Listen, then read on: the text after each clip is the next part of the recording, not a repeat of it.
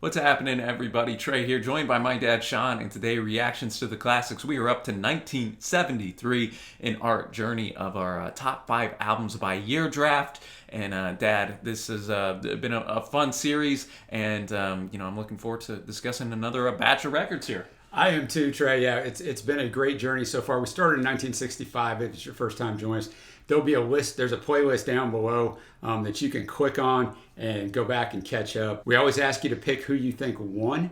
And this one, Trey, I think of all the years we've done, is going to be my most interesting one to see who people think won. Yeah. Because there's a very even play between these lists. No, I think so too, man. And I picked first in 72, so that means you get the first pick this year, and then I'll get picks 2 and 3, 4 and 5, and we'll just rock and roll from there. So with all that out of the way, Dad, I think it might be pretty obvious what you're going with number one. So yeah, I think this was a great year to get the number one pick. Every year it usually is, but it's not always. Sometimes you're there at 2 and 3 because it's such a deep year. But number one, Pink Floyd, Dark Side of the Moon, 8th studio album. Of course, you got Time, Money, Us and Them. The chart of play of this album is iconic. The cover's iconic. Everybody's firing on all cylinders. I don't even think it's their best album, and I know you don't either, but it's their most important album. You want to know more about this album, we have a review. We ranked all the songs on here. We got all kinds of stuff. Hour-long podcast. Yes, sir. We have covered this thing in the length and depth that it deserves to be covered. I'm going out to my first pick, man. I had, you had this dude on your last list for 72 as he starts his iconic run here. I'm going with Stevie Wonder's Inner Visions, his 16th record, man. You know, Stevie got started early on the record. I just think this has an awesome blend of that rhythm and melody here, mixed with those socially impactful lyrics, especially knowing the backstory. You know, Stevie got in that bad car accident, which some people think was, brought the inspiration for probably the most popular tune on this, Higher Ground. Right. It really shows Stevie's just ability on that clavinet. Living for the City, Golden Lady, Too High, He's Mr. Know-It-All.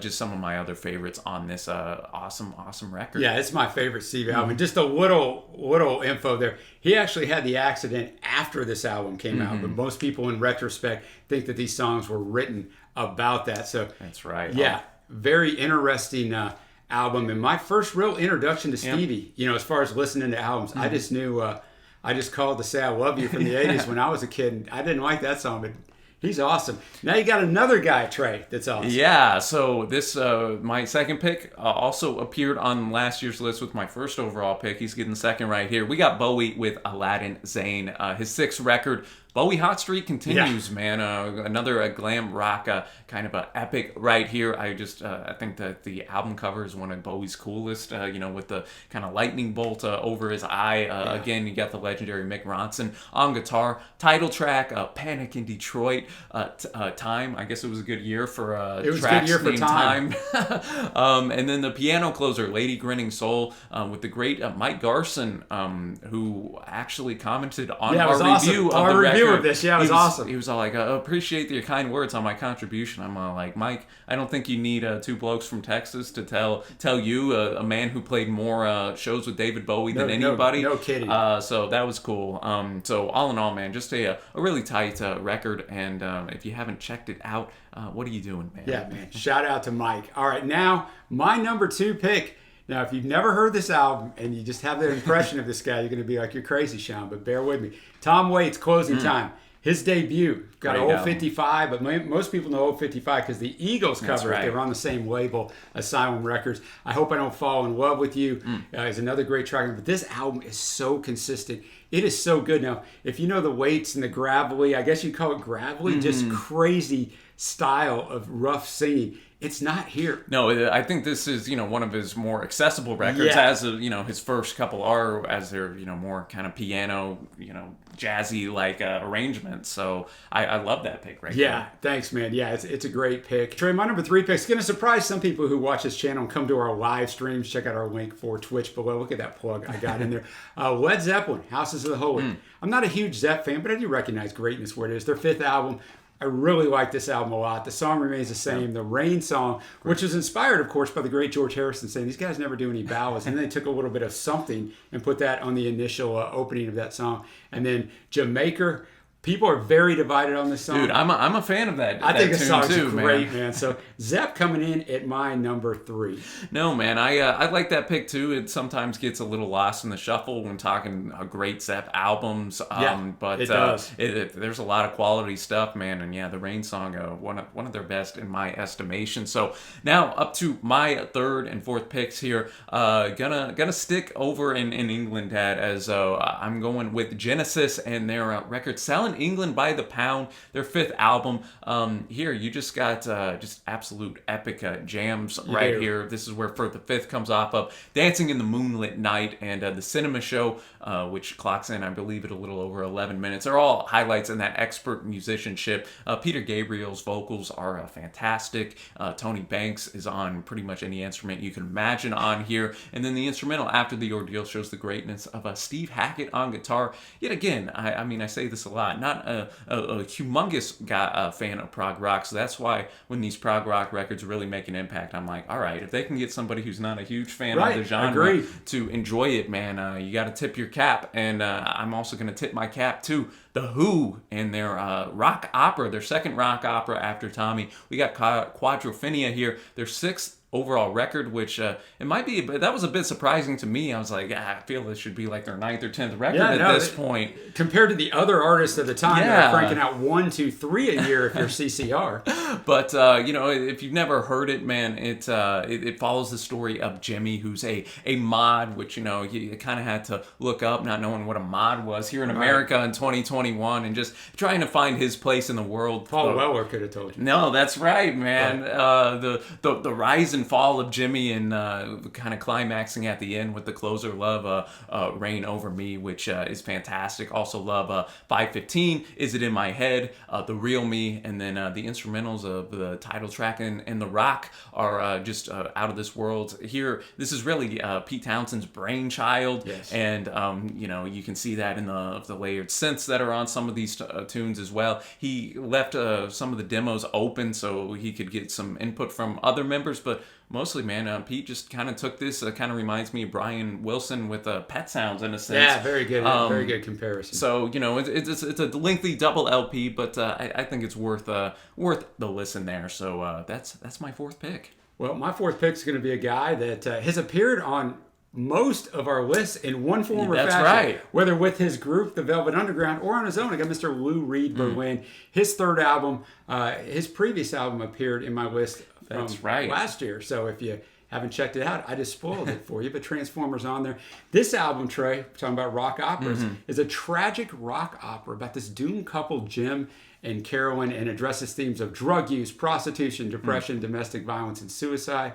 Carolyn says, too, very consistent. Also uses previous Lou and Velvet Underground stuff. He did that a lot. One of the things I found interesting is the critics not only didn't like it, they hated it. They wrote scathing reviews, and then whenever they came back years later, all of a sudden it got elevated. But Lou is a guy that, he's very hit or miss depending on the albums, but the guy's a genius. No, man, I'm a huge Lou. This guy's a genius. And I listened to this in prep for this list as well for the first time, and I was just so impressed with it as well. And just yet again, Lou doesn't shy away from like real life type of issues. No, and, not at all. Following this couple here and just their ups and downs that they have, and all the kind of grim stuff and subject matter that you mentioned. It's a powerful listen.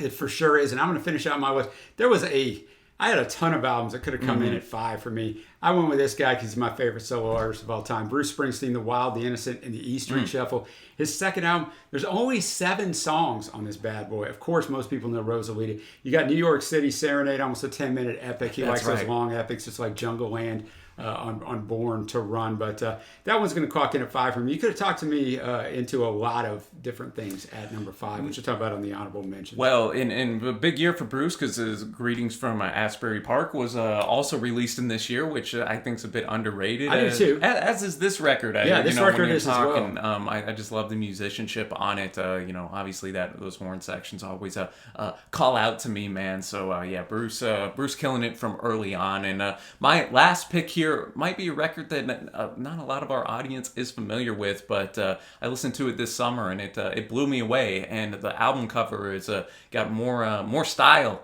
than more swag, baby, than you can imagine. Yeah, anything. So it's going to be the Isley Brothers, 3+3, their 11th record, a warm summertime type of record to lift you up, no matter what mood you're feeling. I think the most famous song on this is "That Lady," especially if you're a fan of hip hop. It's been sampled countless times in rap music, and they also changed up a little Seals and Croft tune, "Summer Breeze." That was very impressive. Not a bad song on here in my estimation, and the guitar work by the great Ernie Isley is just out of this world. So I was like, I could have chosen other artists that maybe were more popular, would have maybe helped me win, but I'm telling you, man, go check this record out. You won't be disappointed. No, I think it's a great endorsement of it. Now we're going to go to our honorable mentions. I think the first two honorable mentions we have, we're going to get some hot takes from people because they're going to be outraged that they're not on here. But Elton John, "Goodbye Yellow Brick Road," a good album, just too long. And I know some of you guys love it. That's fine. I get it. For me, it's too long. See, and then that's where that was one that was definitely in the running for my last spot. Yeah, but mine too. I think most double LPs are better served in quality if they're a single LP, and I think you could say that about this one. But here's the one where people are really have already fallen off. They're laying on the floor just listening to this. They can't even see their screen now. Paul McCartney and Wings, "Band on the Run." Once again, for me, a good album, not a great album. I'm very on Beatles solo work. Some of it's really good. This is really good. It just couldn't crack my top five. Well, yeah, that title track is phenomenal. It's unreal. One of the better songs of the year. But as you see, there's just some stiff competition. There's just some stiff competition up in here. And some other honorable mentions for me, Iggy and the Stooges with "Raw Power," the Final Stooges record. Herbie Hancock, "Headhunters," a fantastic jazz fusion record. Sabbath's fifth album, Sabbath, Bloody Sabbath. Speaking of the Velvet Underground, John Cale. Yeah, I was going to say. A little Paris 1919. Marvin Gaye, "Let's Get It On." I mean, heck, that title track alone. I gotta put it in contention. Not much more swag ever than that. Waylon Jennings going a little country action with "Honky Tonk Heroes." Mike Oldfield, "Tubular Bells," and also the great Bob Marley with "Catch a Fire" were also in the running, man. You can make a whole list with the honorable mentions, man. You really could. So all that to say, man, let us know who you think came out on top on this year and this list. Be sure to let us know in the comments, as well as your favorites from 1973. All right. Well, that's going to do it from here. Appreciate everybody tuning in. Next week, it's how it works. Every Friday, 11 a.m. Central Time, we have a live premiere on YouTube. So it is going to be 1974, Trey. Should be another stacked year. Yeah, these 70s years everything's been stacked pretty much up to this point, and once it started rolling. So yeah. No, man, and I guess that'll do it from us today. So until next time, y'all, thanks for watching, happy listening, and we will see you.